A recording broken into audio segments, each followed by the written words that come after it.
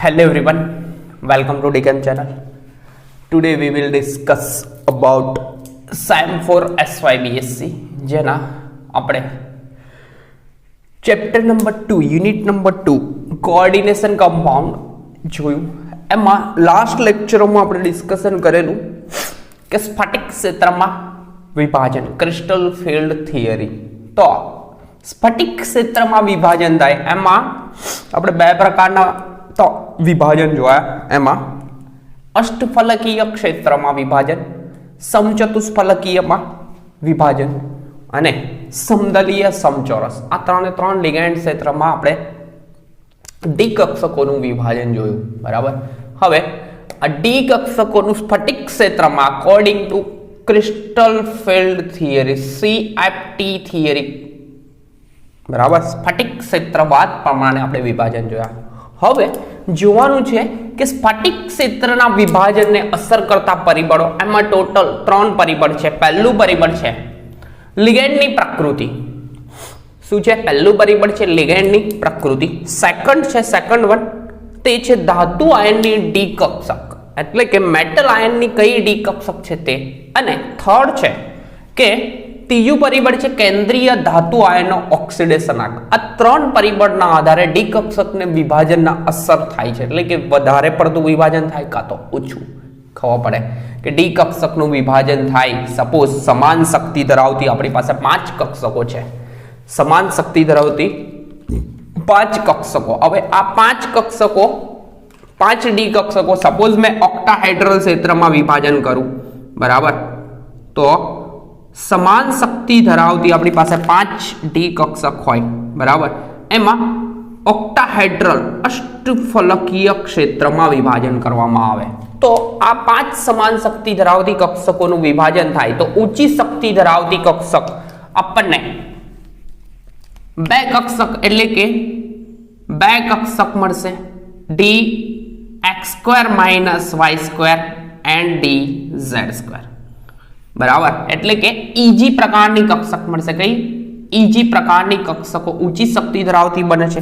જ્યારે નીચી શક્તિ ધરાવતી કક્ષકની વાત કરીએ તો નીચી શક્તિ ધરાવતી કક્ષકો 3 મળશે. T2G પ્રકારની 1, 2 એન્ડ 3, બરાબર.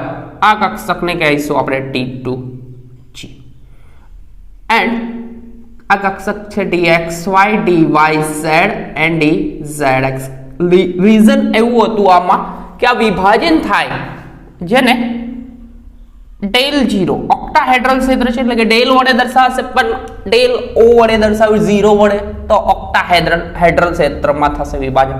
તો આ વિભાજનને અસર કરતા પરિબળમાં પહેલું જ પરિબળ આપણે ડિસ્કસ કરવાનું છે કે લિગેન્ડની પ્રકૃતિ. તો લિગેન્ડની પ્રકૃતિની વાત કરીએ કે લિગેન્ડ જે છે એના કારણે આ વિભાજન વધારે પ્રમાણમાં કે ઓછા પ્રમાણમાં. પહેલું કયું છે? લિગેન્ડની પ્રકૃતિ. હવે લિગેન્ડની પ્રકૃતિની વાત કરીએ તો પહેલું કે અકોર્ડિંગ ટુ સ્થિર વિદ્યુત આકર્ષણ, બરાબર, Q1 Q2 અપન R², બરાબર. સ્થિર વિદ્યુત આકર્ષણની વાત આવે તો Q1 Q2 અપન R², બરાબર. આ સિદ્ધાંત લાગે તો અકોર્ડિંગ ટુ સ્થિર વિદ્યુતના આકર્ષણના સિદ્ધાંત પ્રમાણે, બરાબર, તો વધુ વિદ્યુત ઋણ વીજભાર ધરાવતા, એટલે કે વધુ ઋણ વીજભાર ધરાવતા અથવા ઇલેક્ટ્રોન આપવાની વૃત્તિ ધરાવતા. કેવા? વધુ ઋણ વીજભાર ધરાવતા. તો મેં લખું છું અકોર્ડિંગ ટુ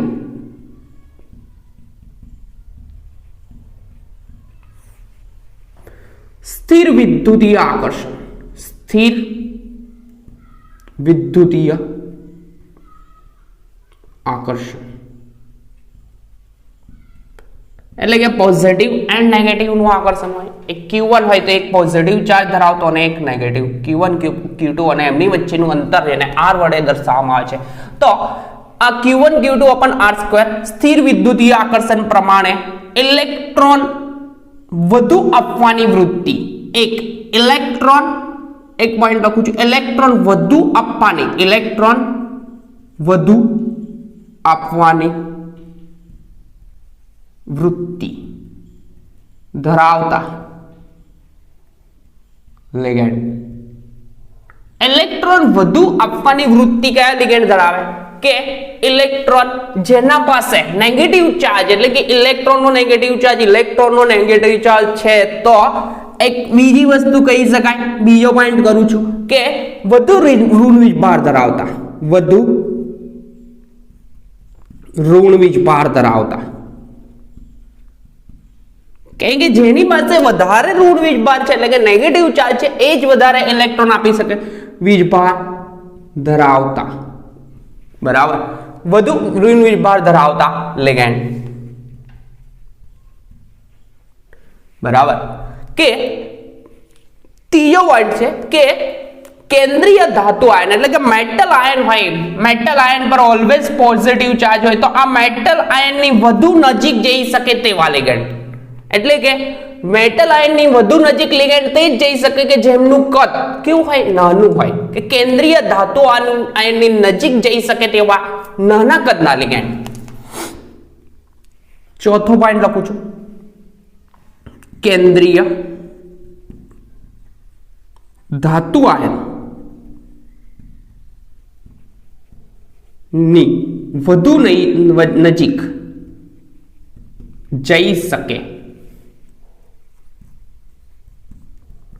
તેવા નાના કદના આયન અથવા લિગેન્ડ.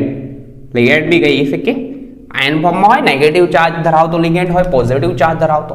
તો આ લિગેન્ડ જે સ્ફટિક ક્ષેત્રમાં વિભાજન વધારે પ્રમાણમાં કરે, એટલે કે મેટલ આયનની, એટલે કે વધુ ઇલેક્ટ્રોન ધરાવતા, એટલે કે નેગેટિવ ચાર્જ વધારે ધરાવતા, એટલે કે વધુ ઋણ વીજભાર ધરાવતા, અથવા કેન્દ્રીય ધાતુ આયનની વધુ નજીક જઈ શકે તે લિગેન્ડ, તે સ્ફટિક ક્ષેત્રમાં વિભાજન વધુ પ્રમાણમાં કરે છે. આ લોકો સ્ફટિક ક્ષેત્રમાં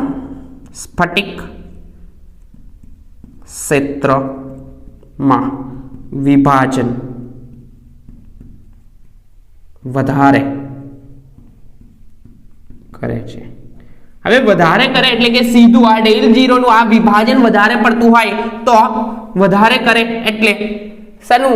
del નું મૂલ્ય ઓક્ટાહેડ્રલ ક્ષેત્ર હોય કે સમચતુષ્ફલકીય ક્ષેત્ર હોય આપણને કોઈ મતલબ નહીં, બરાબર. કેમ કે આ ઓક્ટાહેડ્રલ ની વાત કરે તો આ ક્ષેત્ર મેં ઓક્ટાહેડ્રલ દર્શાવ્યું, તો મેં TD માં દર્શાવ્યું સમચતુષ્ફલકીય, મતલબ આ વિભાજન ઊંધું હશે. ઊંધું એટલે કે ઊંચી શક્તિ ધરાવતી કક્ષકો T2G હશે એન્ડ નીચી શક્તિ ધરાવતી કક્ષક કઈ હશે? EG હશે. તો આ જે વિભાજન છે તેને પણ del ટેટ્રાહેડ્રલ T વડે દર્શાવ્યું. તો આ વિભાજન એટલે કે લિગેન્ડ પર ડિપેન્ડ રહેશે, કોમ્પ્લેક્સ કયું છે તેના પર ડિપેન્ડ રહેશે, કારણ કે આ તો d ઓર્બિટલ જ હશે. તો del નું મૂલ્ય કેવું મળશે? વધારે મળે. હવે એક એક્ઝામ્પલ જોઈએ કે સિમ્પલ ઉદાહરણ કે ફ્લોરિન FClBrI ઉદાહરણ જોઈએ કે સપોઝ આપણી જોડે લિગેન્ડ તરીકે નેગેટિવ ચાર્જ ધરાવતા લિગેન્ડ, એટલે કે હેલોજન સમૂહના લિગેન્ડ જોવામાં આવે તો FClBrI, તો F માઇનસ નું કદ કેવું હોય? એકદમ નાનું. એન્ડ બીજી વસ્તુ કે નેગેટિવ ચાર્જ એટલે કે ઇલેક્ટ્રોન ઘનતા આ લોકોની વધારે હોય, તો F નું કદ કેવું છે? નાનું. એનું કદ નાનું એનો મતલબ કે ClBrI એટલે કે Cl minus Br minus and iodine કરતા I માઇનસ લિગેન્ડ હોય, એના કરતા F માઇનસ આયન જે છે તે લિગેન્ડ ક્ષેત્રમાં એટલે કે CFT માં સ્ફટિક ક્ષેત્રવાદમાં આ લોકો ડી કક્ષકોનું વિભાજન વધારે કરે. ખબર પડી? એકદમ સિમ્પલ કે જેના પર ઋણ વીજભાર વધારે હોય એનો મતલબ એ લોકો શું કરશે? ઇલેક્ટ્રોન આપવાની વૃત્તિ કેવી હશે? વધારે હશે. ઇલેક્ટ્રોન આપવાની વૃત્તિ વધારે હશે એટલે કે સ્વાભાવિક છે ઇલેક્ટ્રોન કોણ આપે, જેના પર વધારે ઇલેક્ટ્રોન હોય તે. તો ઇલેક્ટ્રોન આપવાની વૃત્તિ વધારે એટલે કે વધારે ઇલેક્ટ્રોન ધરાવતા હશે. અને બીજી વસ્તુ કદ નાનું એટલે કે કેન્દ્રીય ધાતુ આયનની વધારે નજીક જઈ શકે અને વધારે કેન્દ્રીય ધાતુ એટલે કે આ મેટલ આયનની ડી કક્ષક છે, મેટલ આયનની આ ડી કક્ષક છે. તો આ ડી કક્ષકોની વધારે નજીક જઈ અને વધારે પડતું વિભાજન કરે એટલે કે નાના કદના આયનો વધારે વિભાજન કરે. સિમ્પલ છે, બરાબર. તો अब एक पॉइंट थयो, एक उदाहरण एग्जाम्पल जो तरीके જોઈએ તો એક ઉદાહરણ.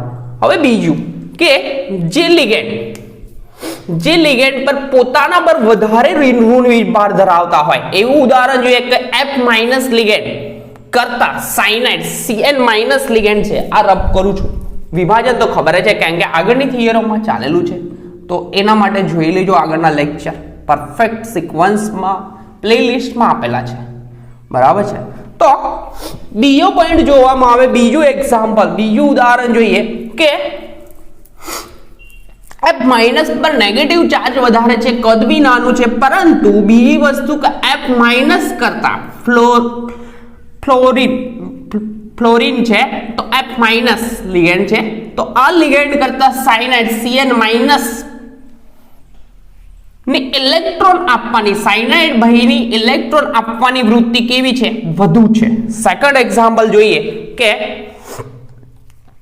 એક્ઝામ્પલ જોવામાં આવે તો પોઈન્ટ કરું છું, ઉદાહરણ તરીકે F-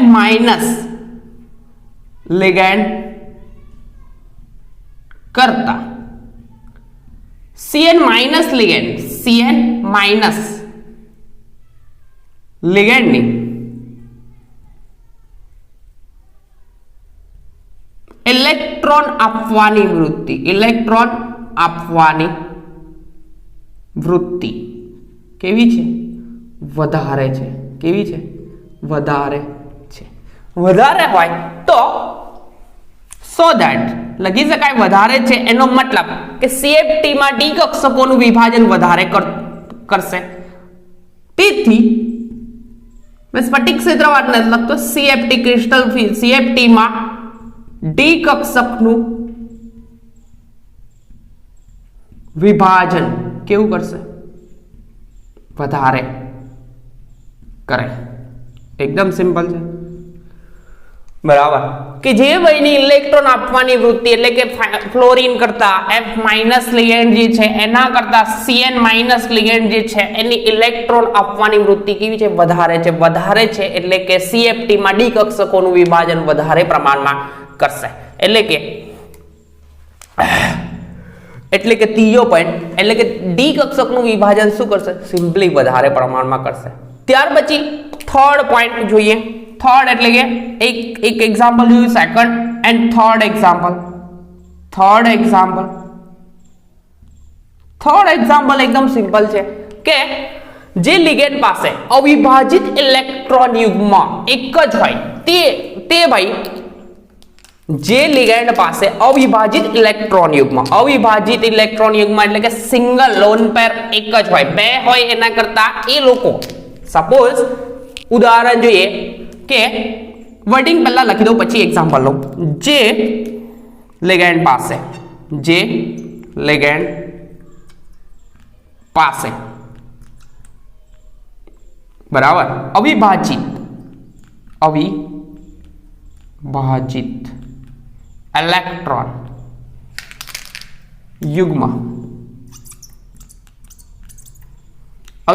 ઇલેક્ટ્રોન યુગ્મ એક જ હોય.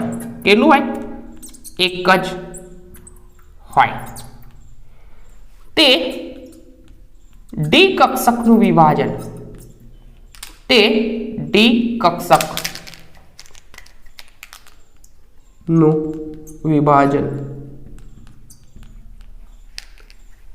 શું કરે, વધારે કરે છે. ઉદાહરણ જોઈએ ને કે સપોઝ ઉદાહરણ તરીકે આપણે લઈએ કે આપણી પાસે એક છે H2O, બરાબર. શું છે, ઉદાહરણ તરીકે લઈએ H2O. હવે H2O પાસે હાઇબ્રિડાઇઝેશન sp3 હોય પણ અવિભાજિત એટલે કે અબંધકારક ઇલેક્ટ્રોન નોન બોન્ડિંગ ઇલેક્ટ્રોન યુગ્મ કેટલા છે 2 છે કરતા એમોનિયા જેમાં હાઇબ્રિડાઇઝેશન પણ સેમ જ હોય છે પરંતુ આના પાસે અબંધકારક અવિભાજિત ઇલેક્ટ્રોન યુગ્મ એટલે કે એક જ હોય તો H2O કરતા NH3 બરાબર H2O કરતા NH3 વધુ વિભાજન કરે વધુ વિભાજન એટલે કે ડી કક્ષકોનું વિભાજન કેવું કરશે વધારે કરે એટલે કે આના પરથી કન્ક્લુઝન એટલું નીકળે કે જે લિગેન્ડ વધારે એટલે કે ડી કક્ષકોનું સ્ફટિક ક્ષેત્રવાદમાં CFT માં ડી કક્ષકોનું વધારે વિભાજન કરે તેને શું કહેવામાં આવે છે પ્રબળ લિગેન્ડ કહેવામાં આવે છે અને જે લિગેન્ડ CFT માં ઓછું વિભાજન કરે તેને શું કહેવામાં આવે છે નિર્બળ લિગેન્ડ તો આપણા ભાઈઓએ આ વસ્તુ ફાઇન્ડ આઉટ કરી બીજી પદ્ધતિ એટલે કે સ્પેક્ટ્રા શેના આધારે સ્પેક્ટ્રાના આધારે આ વસ્તુ ફાઇન્ડ આઉટ કરી તો સ્પેક્ટ્રા પરથી બી ખબર પડે કે વિભાજન કયા લિગેન્ડ કેટલું વધારે કરે છે તો આ સ્પેક્ટ્રા પરથી ખબર પડી કે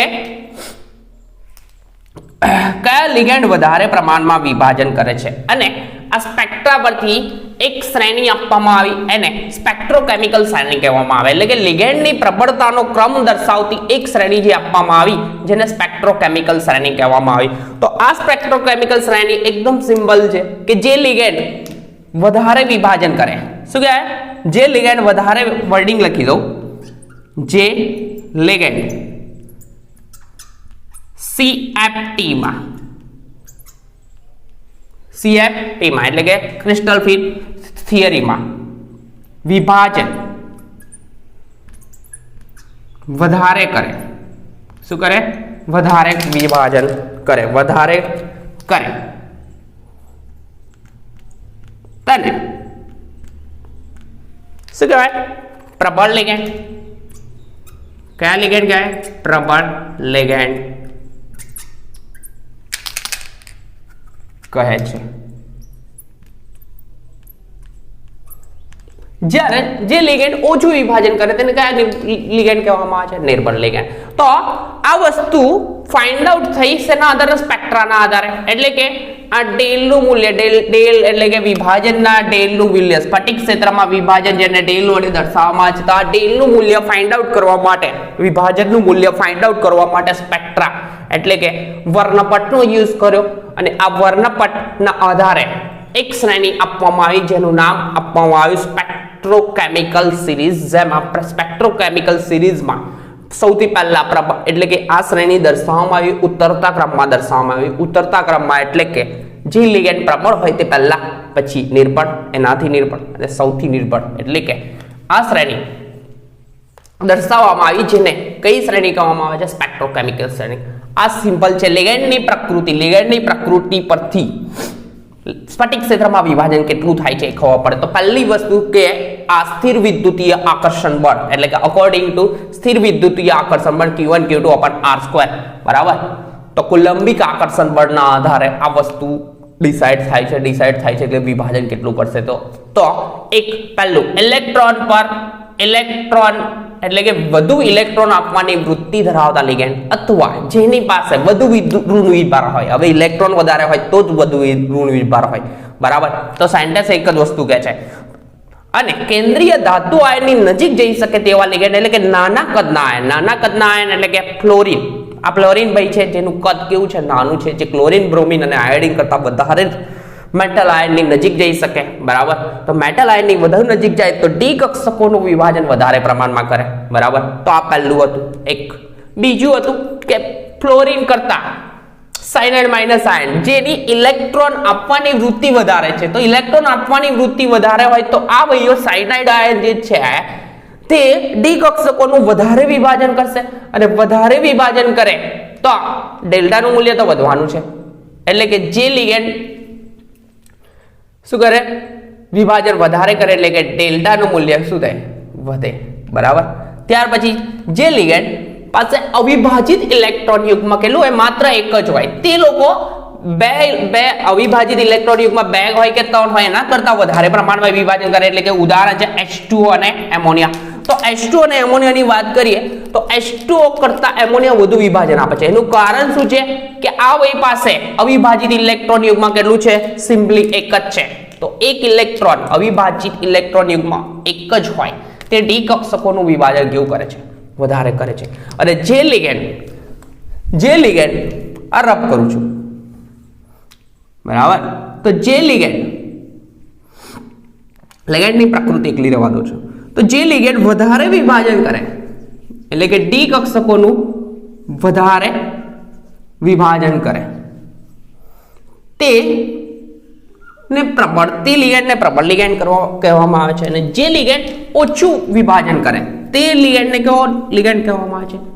નિર્બળ લિગેન્ડ. તો આ નિર્બળનું તો લખતો નહીં ડેફિનેશન બરાબર. જે લિગેન્ડ ડી કક્ષકોનું CFT માં ક્રિસ્ટલ ફિલ્ડ થિયરીમાં ડી કક્ષકોનું ઓછું વિભાજન કરે તો નિર્બળ લિગેન્ડ કહેવામાં આવે છે. તો આપણા ભાઈઓએ કર્યું શું કે આ વસ્તુ ફાઇન્ડ આઉટ કરી શેના આધારે? સ્પેક્ટ્રાના આધારે એટલે કે વર્ણપટના આધારે વિભાજન ખબર પડી. તો વર્ણપટના આધારે ખબર પડી તો વર્ણપટના આધારે આ લિગેન્ડ એટલે કે સ્ફટિક CFT માં વિભાજન ફાઇન્ડ થયું. શેના આધારે? સ્પેક્ટ્રાના આધારે. સ્પેક્ટ્રા ના આધારે ડેલનું મૂલ્ય ફાઇન્ડ કર્યું. ડેલનું મૂલ્ય શું કર્યું? શોધ્યું. ને તે પરથી શું આપી? લિગેન્ડની પ્રબળતાનો ક્રમ દર્શાવ. તેથી છે તે પરથી લખું વેટ શોધ્યું અને તે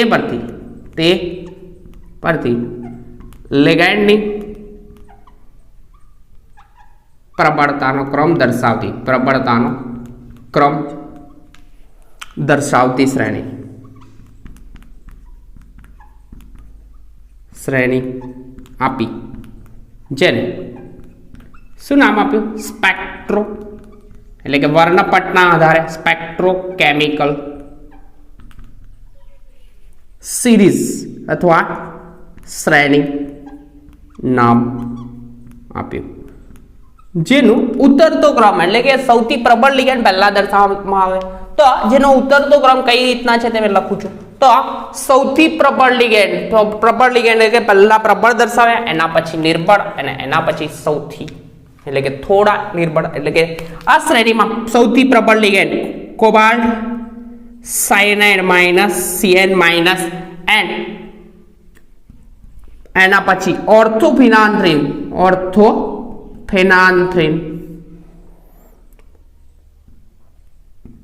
ત્યાર પછી ત્રીજો ભાઈ એ દર્શાવ્યો ડાયપિરિમિડાઇલ. કોને દર્શાવ્યો? ડાયપિરિમિડાઇલ. વેટ હા ડાયપિરિમિડાઇલ. ત્યાર પછી ઇથિલિન ડાયમાઇન ખબર છે. ત્યાર પછી પિરિડિન એન્ડ એમોનિયા બરાબર. ત્યાર પછી EDTA ethylene diamine tetra acetate EDTA બરાબર. ત્યાર પછી છે H2O લિગેન્ડ તટસ્થ લિગેન્ડ H2O. ત્યાર પછી oxalate C2O4 minus 2 ion oxalate and F minus ત્યાર પછી NO3 minus and Cl minus Br minus and I minus. આમાં ઓબ્ઝર્વ કરશું કે CO minus CN minus COCN અને ઓર્થોફિનાન્થ્રીન COCN આ જે લિગેન્ડ છે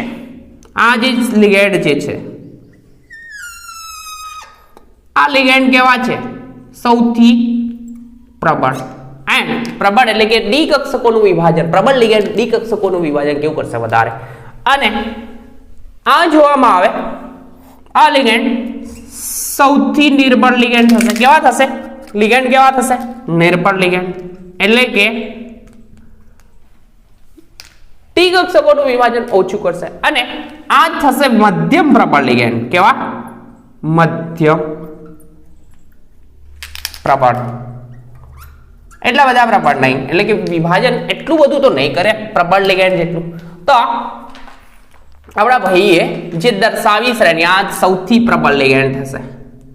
શું થશે? સૌથી પ્રબળ લિગેન્ડ થશે, જે ડી કક્ષકોનું મેક્સિમમ વિભાજન કરશે. ત્યાર પછી ethylene, diamond, pyridine, ammonia, EDTA, H2O અને ઓક્સિજન એ મધ્યમ પ્રબળ થશે, એટલે કે એટલું બધું વિભાજન કરે નહીં. અને HCl minus Cl minus Br minus I minus એટલે કે હેલોજન અને NO3 માઇનસ આ લોકો કેવા નિર્બળ લિગેન્ડ થશે. કેવા થશે નિર્બળ લિગેન્ડ. બરાબર. તો આ એક વસ્તુ થઈ કે લિગેન્ડની પ્રકૃતિ. આ રબ કરું સાઈડ પર. ત્યાર પછી એક પોઈન્ટ ડિસ્કસ કરવાનો છે બેક ડોનેશન. હવે બેક ડોનેશન ના કારણે ડી કક્ષકોનું વિભાજન સૌથી શું થાય છે વધારે થાય છે. એટલે કે ફરીથી ડિસ્કસ કરી લઉં. પહેલો પોઈન્ટ હતો આપણો કે જે ઇલેક્ટ્રોન આપવાની વૃત્તિ ધરાવતા અથવા વધારે વિદ્યુત ઋણ વિભાર ધરાવતા અથવા નાના કદના આયનો જે મેટલ આયનની વધારે નજીક જઈ શકે તે ડી કક્ષકોનું વિભાજન વધારે કરે. એટલે કે F માઇનસ હતો, આ F માઇનસ પ્રબળ છે આ લોકો કરતા તો F માઇનસ લિગેન્ડનું કદ નાનું છે જે મેટલ આયનની વધુ નજીક જઈ શકે. એટલે Cl, Br અને I કરતા તો વધારે જ નજીક જઈ શકે કેમ કે કદ નાનું છે, તો આ વધારે વિભાજન કરશે. બરાબર. ત્યાર પછી બીજી વસ્તુ F માઇનસ લિગેન્ડ કરતા Cn માઇનસ લિગેન્ડની ઇલેક્ટ્રોન આપવાની વૃત્તિ વધારે છે, તો સાયનાઇડ ભાઈ જે છે વધારે વિભાજન કરશે, એટલે કે CFT માં ટેલ નું મૂલ્ય વધારશે. ત્યાર પછી લિગેન્ડ પાસે અવિભાજિત ઇલેક્ટ્રોન યુગ્મ માત્ર એક જ હોય, એટલે કે એક અવિભાજિત ઇલેક્ટ્રોન યુગ્મ હોય તો આ લોકો વધારે વિભાજન કરે છે. એટલે ઉદાહરણ હતું અમોનિયા અને H2O. તો અમોનિયા દેખાય છે અહીંયા આગળ છે H2O કરતા, તો અમોનિયા વધારે વિભાજન કરશે. ત્યાર પછી જોવાનું છે બેક ડોનેશન. બેક ડોનેશન એટલે કે જનરલી લિગેન્ડ મેટલને ઇલેક્ટ્રોન યુગ્મ આપે અને જે બોન્ડ બને તેને બોન્ડ કહેવાય કોઓર્ડિનેશન, કોવેલેન્ટ બોન્ડ. કયો બોન્ડ કહેવામાં આવે છે? કોઓર્ડિનેશન એટલે કે કોઓર્ડિનેશન કોવેલેન્ટ બોન્ડ એટલે કે સંવર્ગ સહસંયોજક બંધ બનાવે. બરાબર. તો જ્યારે પણ બેક ડોનેશન દ્વારા થાય શું કે મેટલ આયનને ધાતુ આયનને લિગેન્ડ ઇલેક્ટ્રોન યુગ્મ આપે. એટલે કે આ મેટલ આયન છે, મેટલ આયનને કોણ ઇલેક્ટ્રોન યુગ્મ આપશે? લિગેન્ડ ઇલેક્ટ્રોન યુગ્મ આપે. બરાબર. તો મેટલ આયનને લિગેન્ડ ઇલેક્ટ્રોન યુગ્મ આપે અને આ બોન્ડ બનાવે સંવર્ગ સહસંયોજક બોન્ડ. બરાબર.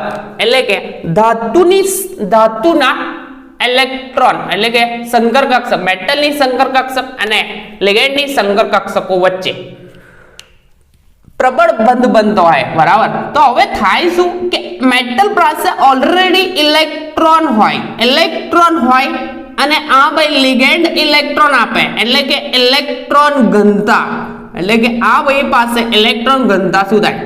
વધે. મેટલ આયન પાસે શું થઈ જાય? ઇલેક્ટ્રોન ઘનતા વધે, એટલે કે ઇલેક્ટ્રોન વધી જાય. તો આ ભાઈ પાસે ઇલેક્ટ્રોન વધી જાય તો શું કરશે? આ બોન્ડ થશે એમ કે સપોઝ આ મેટલ આયન મેં દોરું, મેટલ આયન. બરાબર. મેટલ આયનની 3 કક્ષકો જુદી જુદી દોરું છું, 1 2 3. બરાબર. આ T2G એન્ડ આ EG કક્ષક છે સપોઝ. બરાબર. તો મેટલ આયનની T2G એટલે કે ડી કક્ષક હોય તો T2G ની EG તો આવે. તો આ મેટલ આયનની કક્ષક અને બીજી બાજુમાં સપોઝ લિગેન્ડ છે, લિગેન્ડ તરીકે આપણે અમોનિયા લઈ લો. કોને લો? અમોનિયા. તો અમોનિયા ભાઈ જે છે તેની વાત કરીએ તો સપોઝ NH3 છે. બરાબર. NH3 તો એક બોન્ડ, આ બીજો બોન્ડ અને એક સમતલની બહાર હોય. બરાબર.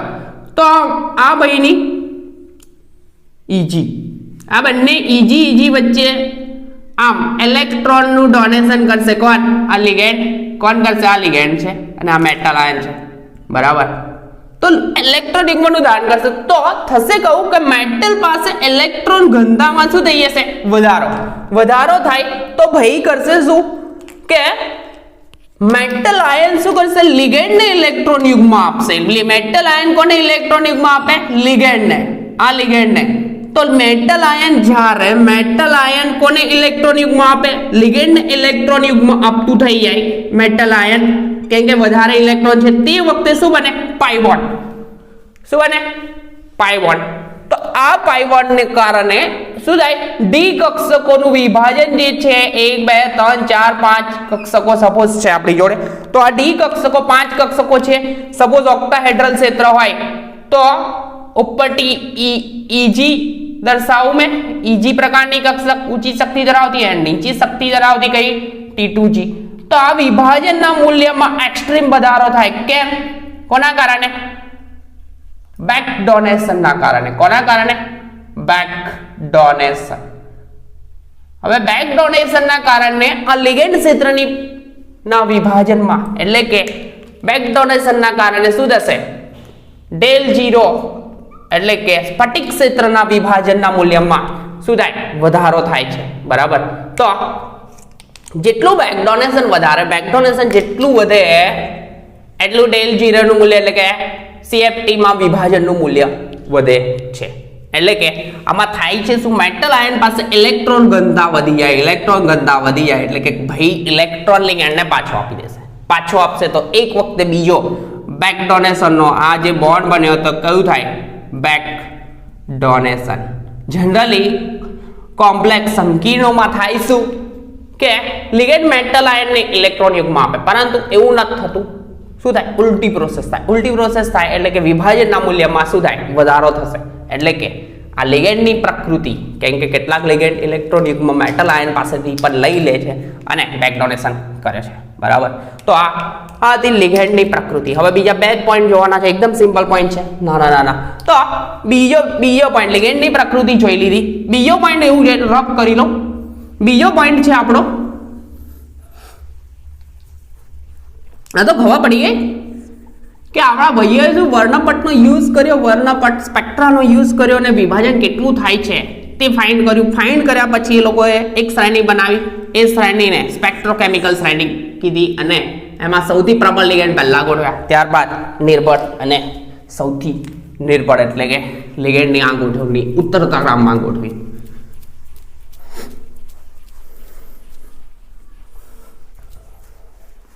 આગળ જોઈએ. આગળનો પોઈન્ટ છે આપણી જોડે બીજો પોઈન્ટ, સ્ફટિક ક્ષેત્રના વિભાજનને અસર કરતા પરિબળો. એમાં પહેલો પોઈન્ટ ડિસ્કશન આપણું થઈ ગયું. શું થયું પહેલું ડિસ્કશન? કે લિગેન્ડની પ્રકૃતિ. બીજો પોઈન્ટ છે કેન્દ્રીય ધાતુ આયનની ડી કક્ષક. આ પોઈન્ટ એકદમ સિમ્પલ છે કે મેટલ આયનની ડી કક્ષક, બરાબર. તો બીજો પોઈન્ટ છે, મેં લખું સેકન્ડ પોઈન્ટ, બરાબર. કેન્દ્રીય ધાતુ આયનની ડી કક્ષક. તો એકદમ સિમ્પલ વસ્તુ છે કે કેન્દ્રીય ધાતુ આયનની ડી કક્ષકની વાત કરીએ તો સપોઝ મેટલ આયન છે, મેટલ આયન આ રીતનો મેટલ આયન છે. હવે સપોઝ પ્રથમ સંક્રાંતિ શ્રેણીની વાત કરું તો ઇલેક્ટ્રોન કઈ 3D ઓર્બિટલમાં જાય એક, અને બીજી ઓર્બિટલ સપોઝ 5D માં જાય. તો અહીંયા સિમ્પલ લોજિક એક છે કે 3D કરતા 5D માં વિભાજન વધારે પ્રમાણમાં થાય. કેમ? રીઝન એવું છે કે આ ભાઈ 3D ઓર્બિટલ એટલે કે સેન્ટર 1 2 3, તો આ જોઈએ કે 1s 2s 2p 3s, sorry 3s નહીં, 3s આવશે અહીંયા, 3s 3p and 3d. તો અહીંયા આટલી ત્રણ જ કક્ષક હોય એટલે કે 3 કક્ષકોનો વ્યાપ આટલો જ હોય. જ્યારે 5D માં વ્યાપ જોવામાં આવે તો 1 2 3 4 and 5. તો મેટલ આયનનો અહીંયા વ્યાપ વધારે છે એટલે કે અહીંયા લખવામાં આવે તો કઈ કઈ કક્ષક થશે જુઓ, અહીંયા થશે 1s, 1 પ્રકારની એક આવે, 2s and 2p, 3s, 3p, 3d, 4s, 4p, 4d, 4f, હજી 5s, 5p, 5d, બરાબર. તો અહીંયા 5d આવી ગઈ. તો આ 5d કક્ષક એટલે કે 5d માં ઇલેક્ટ્રોન ભરાય તો આનો વ્યાપ વધારે હોય. તો વ્યાપ વધારે હોય એનો મતલબ કે લિગેન્ડ આની નજીક મોટા કદનું આયન હોય તો આનો વ્યાપ વધારે હોય તો લિગેન્ડ એના નજીક ઈઝીલી જઈ શકે. તો ઈઝીલી લિગેન્ડ નજીક જાય તો ડી કક્ષકમાં ડેલ્ટા નું મૂલ્ય, બરાબર, del 0 લખવું કે del t લખવું, બરાબર. વિભાજન કેવું થાય? વિભાજન વધારે. એટલે કે મેટલ આયનની ડી કક્ષક હવે 3d કરતા 5d માં વિભાજન કેવું હોય? વધારે થવાનું છે, બરાબર, ખબર પડે. તો અચ્છા, આગળ લાસ્ટ પોઈન્ટ છે મેટલ આયન, કેન્દ્રીય ધાતુ આયનની લાસ્ટ પોઈન્ટ છે કેન્દ્રીય ધાતુ આયનનો ઓક્સિડેશન આંક. તો ઓક્સિડેશન આંક પરથી ખબર પડી જશે એકદમ સિમ્પલ કે વિભાજન કેવું થશે, વધારે થશે કે ઓછું. તો ભાઈ ઓક્સિડેશન આંક વધે, ઓક્સિડેશન આંકમાં જેમ વધારો થાય તેમ ડી કક્ષકોના વિભાજનમાં વધારો થાય છે. કેમ તે જોઈ લઈએ. એક વસ્તુ, એક એક્ઝામ્પલ છે, એ બી સિમ્પલ એક્ઝામ્પલ છે.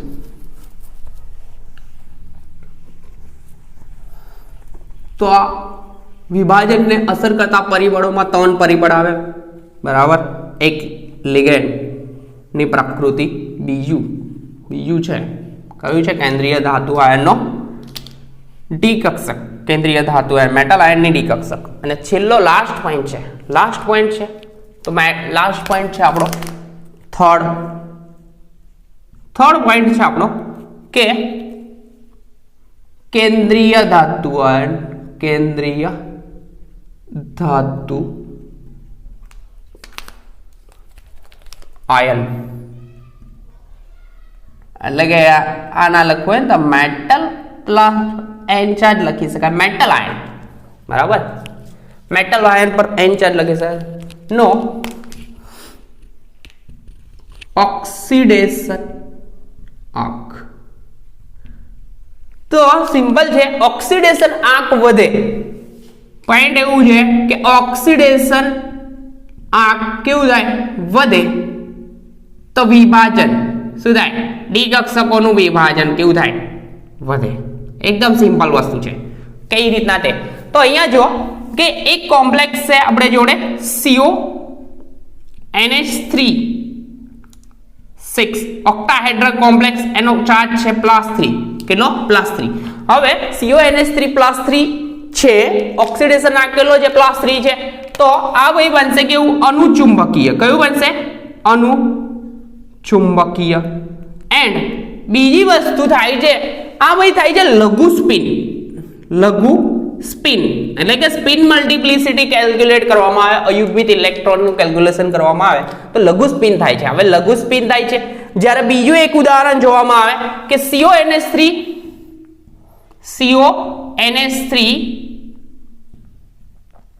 6+2 કોમ્પ્લેક્સ. અહીંયા ઓક્સિડેશન આંક +3 છે, અહીંયા કેટલો છે?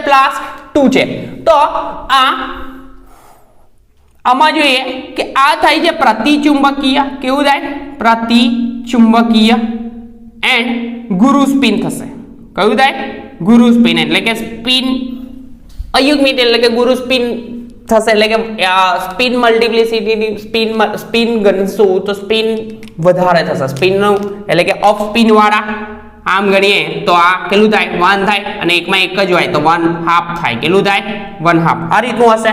તો આ વધારે સ્પિન ધરાવતા હોય તો ગુરુ સ્પિન થશે, અને ઓછી સ્પિન ધરાવતા હોય તો લઘુ સ્પિન. તો આ બેમાં એક કન્ક્લુઝન, એક વસ્તુ નીકળી લઘુ સ્પિન ગુરુ સ્પિન પરથી કે આ +3 જે છે, બરાબર, +3 તો +3 ચાર્જ વાળું એટલે કે ઓક્સિડેશન અવસ્થા વધારે, તો આમાં વિભાજન વધારે. વિભાજન કેવું થાય? વધારે. વિભાજન વધારે થાય એટલે કે ઇલેક્ટ્રોન કૂદીને અપ સાઈડે એટલે કે ડેલ્ટા નું મૂલ્ય વધારે વિભાજન તો ઇલેક્ટ્રોન પહેલા શેમાં ઓછી શક્તિ ધરાવતી કક્ષકમાં જ જશે, ત્યારબાદ જ ઊંચી શક્તિ ધરાવતી, કેમ કે ડેલનું મૂલ્ય કેવું, વિભાજનનું મૂલ્ય કેવું છે વધારે, એટલા માટે જ આ લઘુ સ્પિન મળે છે, કેમ કે પેલું યુગ્મીકરણ થઈ જશે નીચેના રહેલા ઇલેક્ટ્રોનનું, ખબર પડે. એન્ડ આમાં થશે કેવું કે ડેલનું મૂલ્ય એટલે કે વિભાજન કેવું હશે, ઓછું હશે, વિભાજન ઓછું તો ઇલેક્ટ્રોન કૂદીને ક્યાં જશે, અપ સાઈડે થાય એટલે કે અયુગ્મિત રહે એટલે કે ગુરુ સ્પિન બનશે, બરાબર. તો ગુરુ સ્પિન બને એટલે કે આના પરથી અલ્ટિમેટલી એક કહેવાય કે ઓક્સિડેશન આંક વધારે, જેટલો વધારે તેટલું વિભાજન વધારે, કેમ કે ઇલેક્ટ્રોનનું આ લઘુ સ્પિન અને ગુરુ સ્પિન પરથી ખબર પડી જાય. તો આ જે છે લઘુ સ્પિન,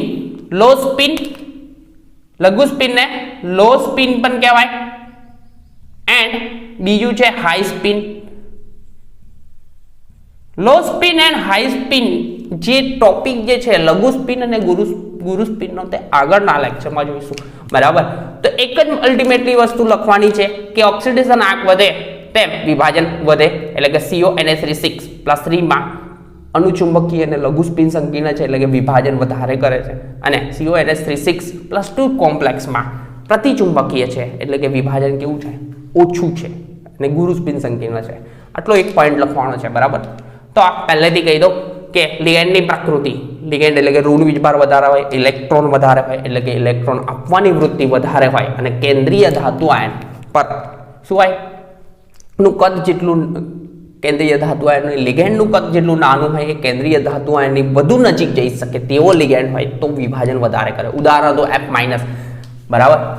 તે કેન્દ્રીય ધાતુ આયનની વધારે નજીક જઈ શકતો હતો એટલે કે Cl-Br કરતા વધારે વિભાજન આપતું હતું. બીજું ઇલેક્ટ્રોન એટલે કે ઇલેક્ટ્રોન આપવાની વૃત્તિ જેટલી વધારે હોય તે વધારે વિભાજન કરે, તો F- કરતા Cn- વધારે વિભાજન કરે છે, કારણ કે ઇલેક્ટ્રોન આપવાની વૃત્તિ વધારે છે. ત્યાર પછી એક જ એટલે કે અવિભાજિત ઇલેક્ટ્રોન યુગ્મ એક જ હોય તે લોકો વધારે વિભાજન કરે, એટલે કે H2O માં 2 હતા નોન બોન્ડિંગ ઇલેક્ટ્રોન, જ્યારે એમોનિયામાં એક જ હતું. તો એક જ અવિભાજિત ઇલેક્ટ્રોન યુગ્મ ધરાવતા લિગેન્ડ વધારે વિભાજન કરે છે. તો આના આધારે કે આ વિભાજનની માત્રાના આધારે જે વિભાજન વધારે કરે તેને પ્રબળ અને ઓછું કરે તેને નિર્બળ કહેવાતા, અને એના આધારે એક શ્રેણી બનાવી જેનું નામ આપ્યું, વર્ણપટના આધારે ફાઇન્ડ આઉટ થઈ હતી એટલા માટે એનું નામ આપ્યું સ્પેક્ટ્રોકેમિકલ શ્રેણી, જે આપેલી છે CO cyanide, orthophenanthroline diphenyl, ethylene diamine, pyridine ammonia, EDTA H2O and oxalate ion, fluoride ion, NO3- Cl-Br and I. આ પ્રકારની શ્રેણી હતી, બરાબર. તો આગળ દર્શાવેલા સૌથી પ્રબળ, છેલ્લે દર્શાવેલા નિર્બળ અને વચ્ચેના મધ્યમ પ્રબળ લિગેન્ડ છે, બરાબર. ત્યાર પછી એ તો એક પોઈન્ટ બેક ડોનેશન. બેક ડોનેશનમાં થાય શું કે મેટલ આયન પાસે જેટલો ઇલેક્ટ્રોન વધી જાય એટલે કે નેગેટિવ પોર્શન વધે એટલે કે મેટલ આયન લિગેન્ડને ઇલેક્ટ્રોન યુગ્મનું દાન કરે અને પાઈ બોન્ડિંગ બનાવે, અને આ પાઈ બોન્ડ પ્રબળ હોય છે એટલા આ પાઈ બોન્ડ ધરાવતા લિગેન્ડ જે છે, બરાબર, એટલે કે પાઈ બોન્ડ ધરાવતા લિગેન્ડ નું બંધન કેવું હોય, વધારે પ્રબળ બને અને ડેલ્ટાના મૂલ્યમાં એક્સ્ટ્રીમ વધારો કરે છે, એટલે કે વિભાજન વધારે કરે છે. તો લિગેન્ડની પ્રકૃતિ હતી. ત્યાર પછી કેન્દ્રીય ધાતુ આયનની ડી કક્ષક. તો ડી કક્ષકમાં તો આ ક્વોન્ટમ આંક વધે, બરાબર, મુખ્ય ક્વોન્ટમ આંક તેમ એટલે કે આમાં n = 3 તો n = 5, તો વ્યાપ વધે તો વ્યાપ વધારે હોય તો શું થાય, ડી કક્ષકોનું વિભાજન વધારે થાય અને ઓક્સિડેશન આંક જે હમણાં જ સમજાવી દીધું છે, બરાબર, કોઈ પ્રોબ્લેમ રહે નહીં. તો આપણે નેક્સ્ટ લેક્ચરમાં મળ્યા low spin complex and high spin complex સાથે, low spin and high spin complex સાથે મળ્યા. ત્યાં સુધી કન્ટિન્યુ પ્રિપેર કરતા રહો, અને આપણી ચેનલને સબસ્ક્રાઇબ ના કરી હોય તો એ બી કરી લેજો, અને આપણા લેક્ચરનું શેરિંગ વધારે રાખજો, બરાબર છે. શેર કરવાનું વધારે રાખજો, કેમ કે જેને સુધી પહોંચતો ના હોય તે કેમેસ્ટ્રીના સ્ટડી કરતા લોકોને સુધી પહોંચવું જોઈએ.